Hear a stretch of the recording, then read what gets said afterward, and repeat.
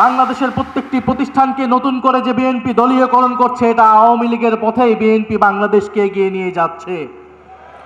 BNP যদি আওয়ামী লীগের পথে, পুরনো স্বৈরাচারের পথে এই দেশকে এগিয়ে নিয়ে যেতে চায়, তাহলে বাংলাদেশের জনগণ আবারও রুখে দাঁড়াবে, বাংলাদেশের তরুণ সমাজ আবারও রুখে দাঁড়াবে, বাংলাদেশের জুলাই গণঅভ্যুত্থানে অংশগ্রহণকারী প্রত্যেকটি ছাত্র জনতা আবারও রাজপথে দাঁড়াতে বাধ্য হবে।